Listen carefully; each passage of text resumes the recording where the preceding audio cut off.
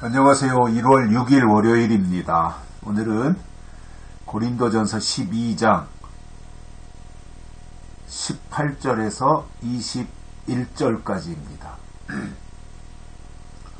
그러나 이제 하나님이 그 원하시는 대로 지체를 각각 몸에 두셨으니 만일 다 한 지체이면 몸은 어디뇨? 이제 지체는 많으나 몸은 하나라. 눈이 손더러 내가 너를 쓸데없다 하거나 또한 머리가 발더러 내가 너를 쓸데없다 하거나 하지 못하리라. 아멘. 바울은 이 지체의 원리를 통해서 교회를 설명하고 있습니다. 교회가 지체로 구성이 되어 있다라고 하는 말인데, 이 모든 지체는 자연스럽게 우연히 어느 날 생겨난 것이 아니라 하나님의 철저한 설계와 계획 속에서 하나님이 그 원하시는 대로 지체를 각각 몸에 두셨다, 이렇게 말씀하고 있습니다. 하나님이 원하시는 대로 하셨다 이거예요. 그래서 사람은 하나님의 작품이에요. 걸작품이죠. 아주 최고의 작품이 사람이에요. 그런데 그 사람의 형상은 결국은 또 하나님의 형상대로 지으신 거예요. 그래서 사람은 하나님의 형상이에요. 그 형상대로 지음받은 하나님의 사람들은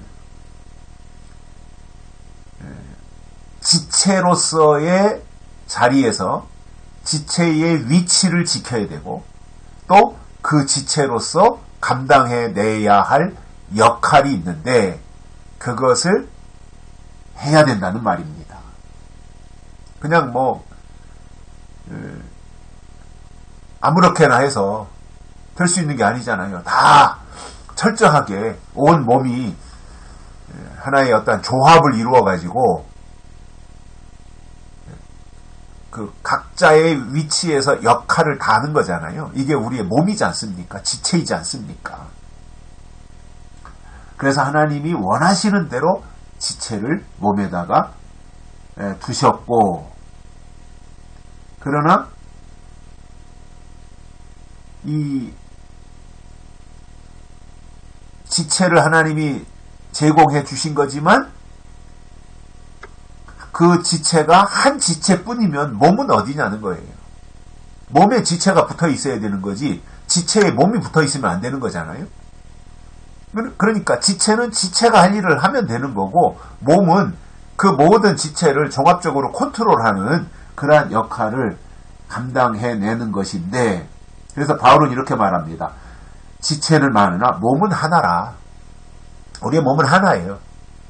또 지체가 따로따로 우리의 몸이 될 수는 없잖아요. 그 모든 지체들이 모여서 하나의 몸을 이루는 거지요. 그러나 그 지체들이 내 몸에서 떨어져 나가면 그 지체는 죽는 거고 그 몸은 또 고통을 당하는 거지요. 그래서 같이 연합을 해야 된다는 거예요. 지체들이. 내 지체가 아닌 것을 떼어다가 내 몸에다가 부착시켜가지고 연합을 이룬다는 것은 불가능한 거지요. 그런데 내 몸에 붙어있는 지체들은 지체들끼리 서로서로 역할을 분담하면서 연합하게 되어 있습니다. 그래서 그 몸을 구성하고 몸을 이루는 거고 그 몸을 통해서 해야 될 그 책임과 역할을 감당을 하는 거지요. 그런데 만약에 눈이 손에게 너는 쓸데없다, 또는 머리가 발더러 내가 너를 쓸데없다, 이렇게 못한다는 거예요.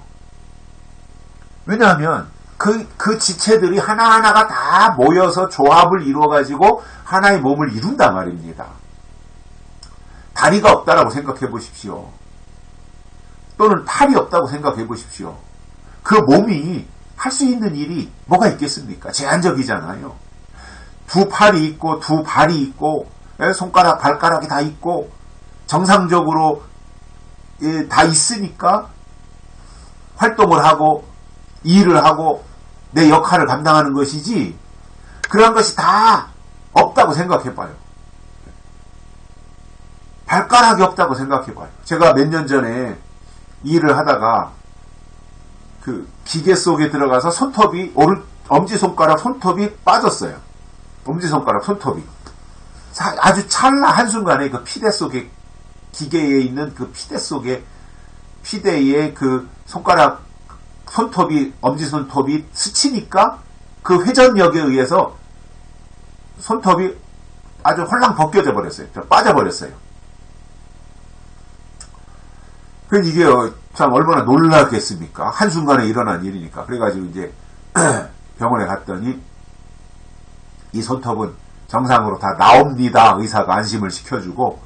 그런데 그냥 내버려두면 지 맘대로 나오니까 이거를 이렇게 꿰매서 정상적으로 나올 수 있도록 해야 된다. 그래가지고 손톱, 엄지손톱 빠진 그 자리를 이제 바늘로 꿰매고 그렇게 해서 지금은 정상적으로 손톱이 나왔어요. 그런데 그때 제가 느낀 게 뭐냐면 엄지손톱이 없으니까 바닥에 떨어져 있는 거 집을 때 예를 들어서 바늘이 떨어졌다든가 뭐 머리카락이 떨어져 있다든가 할 때 그 가느다란 것을 집을 때 엄지손톱이 없으니까 안 집혀요.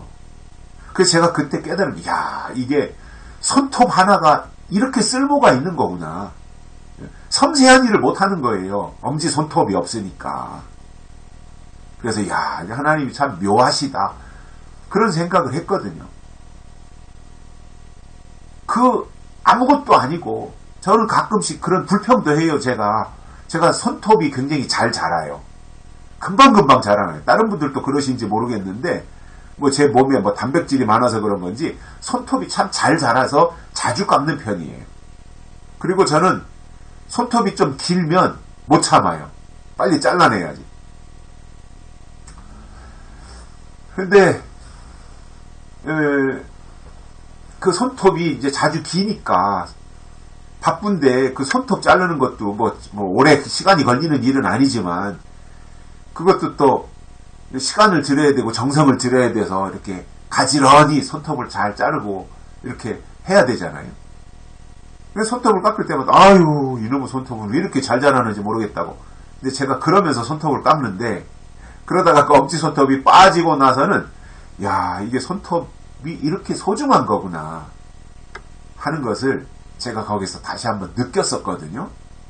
그러니까 이게 손톱도 하나님이 필요에 의해서 하나님이 설계하셔가지고 만들어주신 거니 하나님이 보실 때 필요하니까 만들어주신 지체이지 않겠습니까? 요긴하게 쓰는 거지요, 그것이.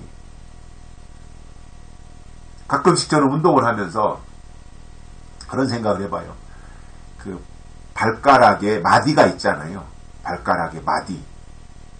그 발가락의 마디의 역할이 얼마나 중요한지 몰라요. 아마도 발가락에 그 마디가 없다면 제대로 걸음 걷기 쉽지 않을 거예요. 뒤뚱거리고 오리 걸음 걷고 그리고 달리기 하는 것도 쉽지 않아요. 이게 발가락에 마디가 있기 때문에 달리기도 할 수 있고 걸음도 제대로 걸어갈 수 있는 것이고 직립보행을 하는 것이지 그렇지 않으면 이게 보통 어려운 일이 아니거든요. 그래서 모든 지체 하나하나까지 다 하나님의 설계에 의해서 된 일이니 그것 때문에 불평하지 말자. 감사하자 오히려. 그래서 이 지체들이 모여서 연합해 가지고 몸을 이루는 것처럼 교회의 원리도 한 사람 한 사람이 지체가 되어서 그리스도의 몸을 이룬다는 거예요. 그래서 그리스도는 머리가 되고 그리고 교회의 머리죠. 그리스도는 교회의 머리가 되고 우리는 다 거기 머리에 붙어있는 지체들이 되어서 하나님의 몸을 이루어 드리는 역할을 해야 한다라는 것입니다. 여기까지 하겠습니다. 고맙습니다.